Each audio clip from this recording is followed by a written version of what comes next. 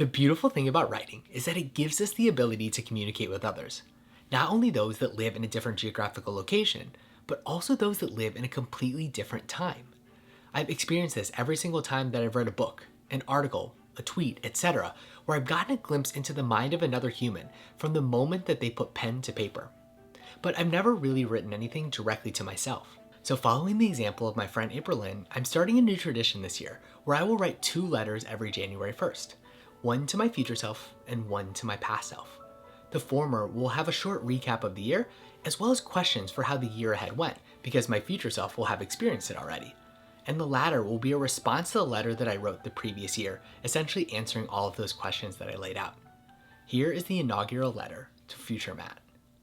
Dear future Matt, the one on January 1st, 2023. To start, I'm sending you so much love from this present moment. It's currently 4:45 p.m. on January 1st, 2022, and I'm writing to you from Mom and Dad's house, specifically the desk in our room. If you're reading this, that is already a reason to celebrate, as it means that we live to see through another year.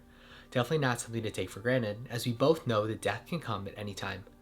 I hope that you spread so much love and good juju in the past 365 days to everyone that you met. I won't take too much time to recap 2021, because that's an experience that we shared together.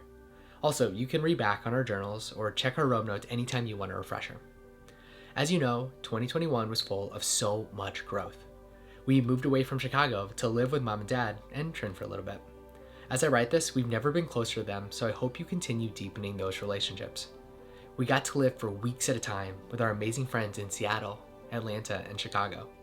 We finally started the YouTube channel we told ourselves for years that we would start, and met some of the coolest people along the way. 2 of whom, Izzy and Ruri, we just launched a podcast with. We started a newsletter, as well as writing daily with Ship 30 for 30. We visited 2 amazing new cities, Oaxaca in Mexico and London, England, where we made new friends and met with some we had before only known via the internet. And the last thing I'll say for the recap is that we got into the best shape of our life, meaning that the Matt writing this is the one in the best shape, mostly because we added daily jump rope to our workout routine. Today is day 126 of that streak, so please don't mess it up. So all that said, how did 2022 go? I've got some questions for you. Did we hit our 2022 YouTube goal of 50,000 subscribers and get monetized while continuing to have fun? If we did the first 2 without the last, I'm not sure that it's worth it. Did we go on those 20 dates as well as ask a stranger out? Did we get the job that we set out to create? You know the one that I'm talking about. Insert winky face emoji here. Did we maintain or even strengthen the strong existing relationships of our life? Did we go on the Hype Trio World Tour with Ruri and Izzy? Did we start volunteering at a nursing home? Did we stop showing up late to things? Did we manage to run a 5-minute mile? And finally, did we move to England? And the most important questions, were you kind, good, and generous to the people whose lives intersected ours? And are you feeling peace and joy as you read this?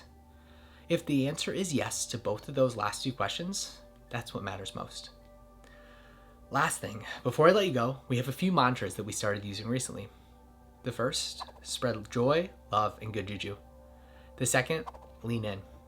And the third, do the thing. I'm curious if you kept using them throughout the year or if you adopted new ones.